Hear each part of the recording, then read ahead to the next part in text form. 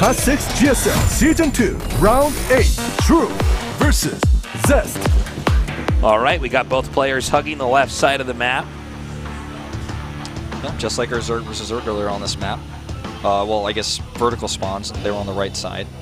So not cross, which I guess would kind of annoy both of these players. True because he's a Zerg player, and Zest because he likes to play super late game. Doesn't really like two-player maps as much, I would argue.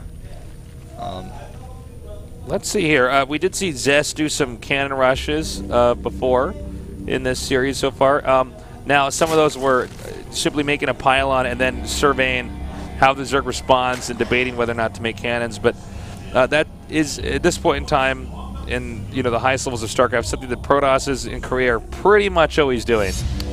That sign just talked about how True is making a lot of queens, and those maybe that's going to be what gets him into the round. It's like, let's make more queens. Let's go to the round of 4.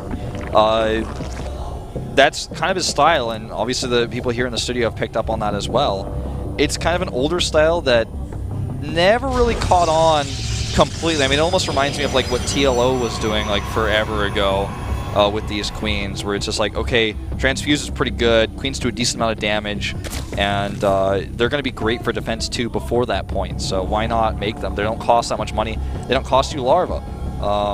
Well, it's incredible what one transfuse will do.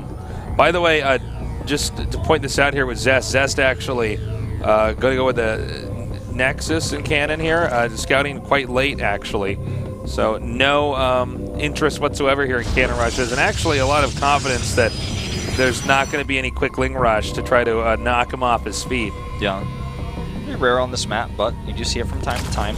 More confident is True. Super late pool here, going double hatch before, and making extra drones, now getting the gas up. So he's geared up economically. It would give him a slight edge since we had that forge go down for Zest that's really not useful at all. Like, the cannon's going to finish before the spawning pool finishes, so that's a lot of resources spent, 300 in fact. That slows down his tech. Well, the probe is going to find out that True is now in the bottom left, and he's headed there now. Meanwhile, the 2 gas is starting up here for Zest. I wonder if Zest goes for the Stargate here, will he do a play similar to Game 1 or Game 2 that he did? He's got this very nice, middle-of-the-road, safe PvZ build. Zest certainly seems to be interested in pretty much defending everything, although I don't know if he anticipated True's very wild the crazy number of queening and then the systematic disarming of the Protosses base via a series of attacks and tech switches. That counterattack with a Ling, so it was like just Zest was not even close to prepared for. Yeah, well the problem is when you got a Protoss on 3 bases trying to defend against a Zerg who's already up on bases, whether that's 1 or 2. It's not easy for the Protoss to defend 3 bases. Even though, yes, Stalkers can blink, and yes, you get Nexus cannons, it still can be pretty tricky when you got a Zerg who's got mutas hitting all these different locations, Lings forcing probes to stop mining, that sometimes even if the Protoss survives the attack, the Zerg can remax so quickly, the Protoss is behind in supply for a while. Yeah. And that means the Protoss' 4th base is even harder to get. And from there, the Zerg has really cemented the economic lead. We don't think we're going to see Zealots this time. He doesn't have a probe interested in doing that. He scouts it. I think the reason he did it last time, I don't think that was originally his plan. He was like, no, this is just too perfect. He doesn't see me. I'm going to go for it. He won't have enough to defend. He played greedy in drones all the games, but I think he really taken into account the queens. In this game, it's definitely going to be Phoenixes again. Yeah, he's clearly not that interested in doing oracles in this best of 5. I don't even think if we go to the 5th game, he'll go oracles either. Yeah, I don't think we're going to have oracles in this series. I think you're right. He just, if he were going to, I think he would have already shown that depth by now in Game 4, and he's just not. We don't have the other gateways being made here so far. And actually, wow. I guess we're going to have to eat our own words here. The Oracle is now being made after the Phoenix. Pretty rare, but it's pretty cool. Well, it's smart because, especially for how this whole series has gone, I mean, let's think about this. How many times have we seen Phoenixes now? Well, this is now the 4th time. and to his knowledge that we're going to see a Phoenix commitment. Right, and so he's assuming the second Phoenix is going to come out and probably start getting an Overlord. Instead, the Oracle comes out here, and this means this Oracle could get a lot more kills. Yeah, because the spores are late, because you don't need to make a spore for a Phoenix. Just one Phoenix by itself can't do anything. It's really once like the 3 Phoenixes come out yeah, exactly. that you need to worry. So he's like delaying that, trying to get his drone come up first. And this Queen's actually way out of position. Okay, does send it back. There goes 1, 2, 3, 4. Still 3. There's 4. 5, maybe 6. I think you can get here. And then nicely done.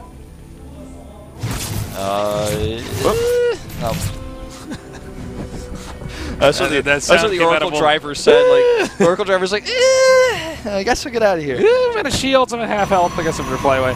Oh, okay, look at this. A big gateway explosion here with the Immortals coming out. This is do or die. This is pretty cool. Not necessarily a bad idea. They are not that far apart. There are a bunch of links being made here. But what's funny about this is if the Zerg does try to do this funny timing attacks that we've been seeing him do throughout the series, the Protoss is going to have enough units to just meet this outside of his base. Yeah. Well, I mean, he's a super probe light, 44. There's basically there's no easy transition out of this. He needs to do like critical damage. If he doesn't kill the Zerg needs to be like on his last legs if he survives, because there's no probes to back this up. There's no third base. He's going to have +1, but no Twilight Council, no Robotic Support Bay, and the Zerg is just going to be able to take all the greedy builds. Look at this.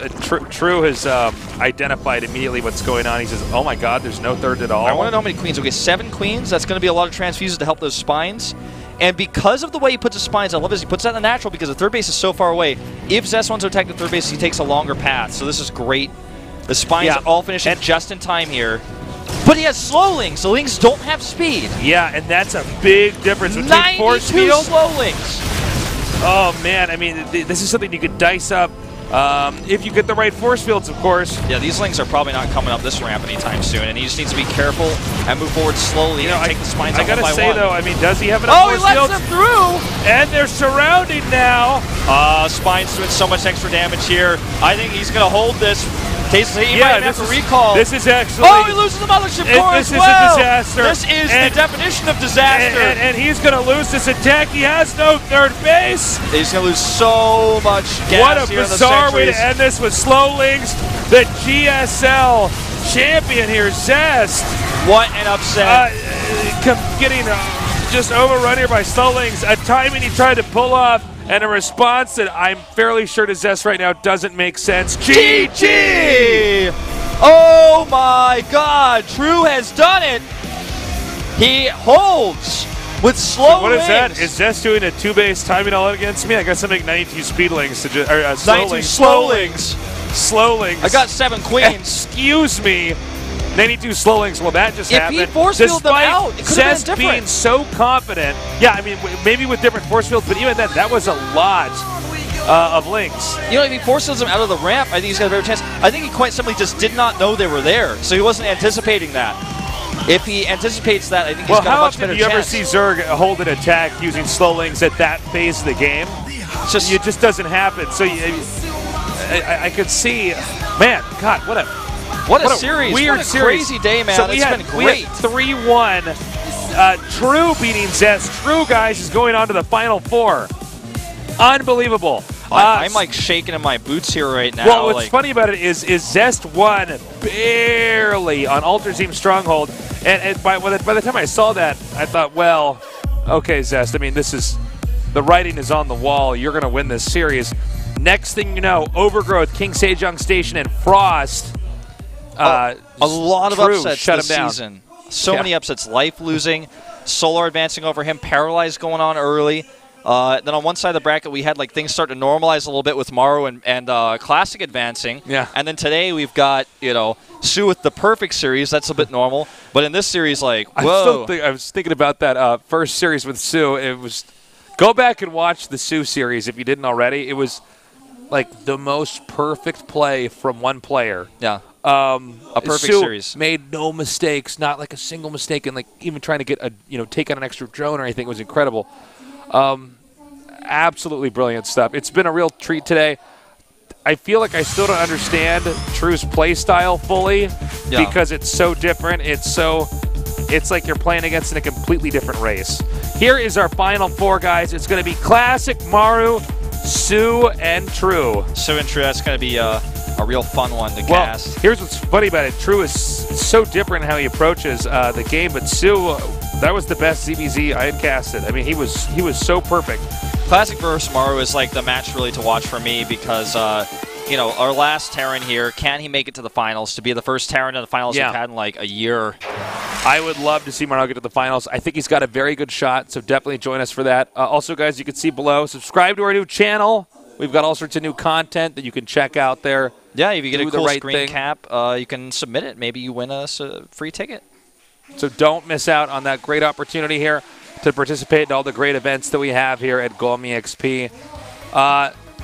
Weird day. Weird day, wacky, but definitely a fun one. Definitely recommend it. Tell your friends to check out the games. I didn't think today was going to be as epic as it was, considering we thought the matches were going to be so one-sided. One so one-sided it couldn't have asked for something. It was scary. The other one, a huge upset where True took out Zest. Thank you guys so much for joining us. Great Wolf Today work. Thank you. We love you guys. Good night.